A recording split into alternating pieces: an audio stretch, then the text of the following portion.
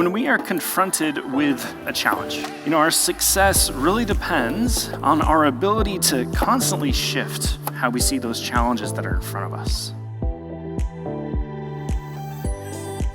If I turn this picture this way, well, there's not much there.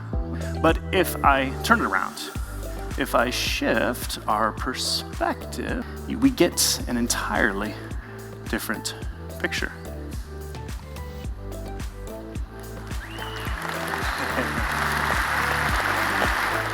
The Rockefeller Foundation commissioned acclaimed American artist Phil Hansen to interpret the art of philanthropy.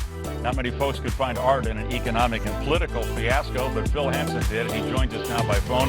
Whose strong opinions compelled him to put pen to paper.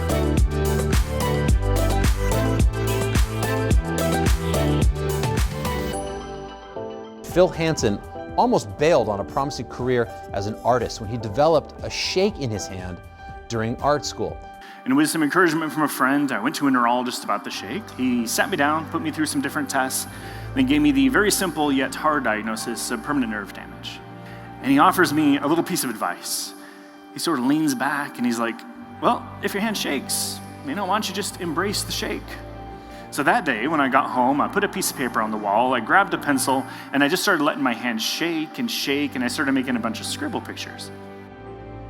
And that was the first time in my life I ever encountered the idea that embracing a limitation could actually drive creativity. And so when I found that limitations were pushing me creatively, one, I was confused because that's the opposite of what most of us are taught. We're taught that we need more supplies and more money and more help.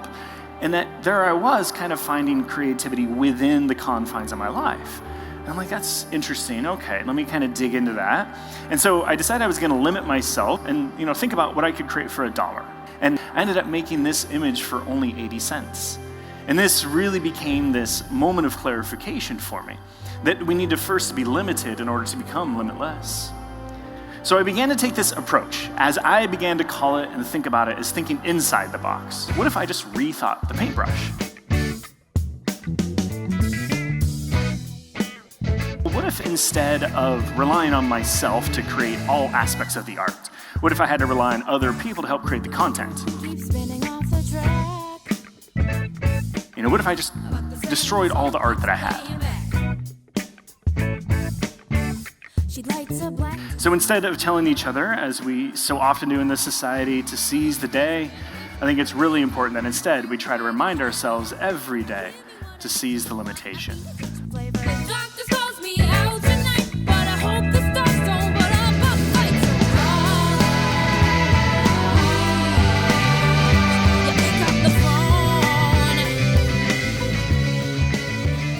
If you're wondering why I have my phone out, the other thing that we're going to do, one of the amazing possibilities, is when you have a room full of 6,000 people,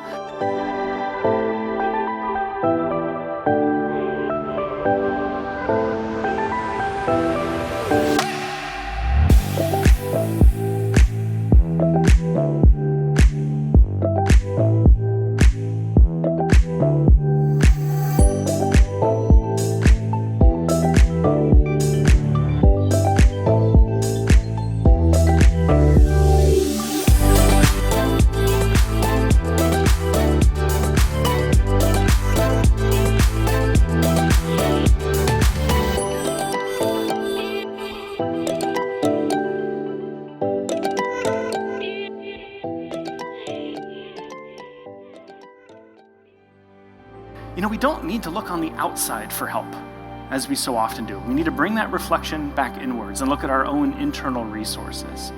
And I think there's probably one thing initially that almost all of us in this room have in common.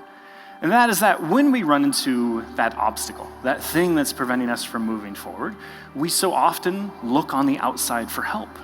We tend to believe that we need more people to get the job done, maybe more tools, the right tools, or when times are good, we want more money.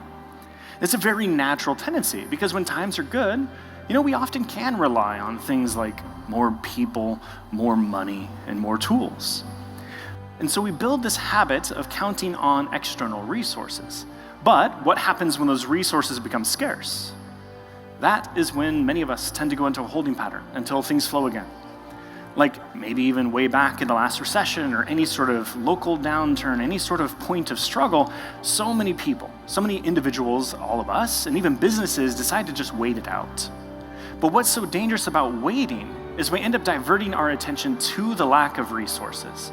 And this creates this habit of noticing things that are out of our control, rather than the things we can control.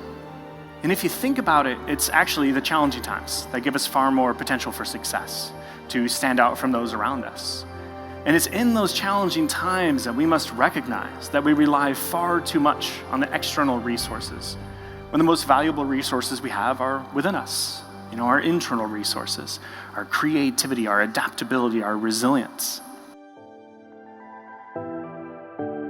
What is your first response walking out of this keynote? Amazing.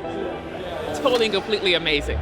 If you have a blank open canvas and a million options, it can feel stifling and you don't know how to get started. So just put yourself in a box and then see what you can do there. And it made me change the way I look at everything that I do professionally, like writing budgets. Just continue to be creative in your thought process. In our line of work, we always have to embrace change, difficulties, and Murphy's Law. Sometimes those can be limiting, but if you look at them as being an opportunity, then that's the message.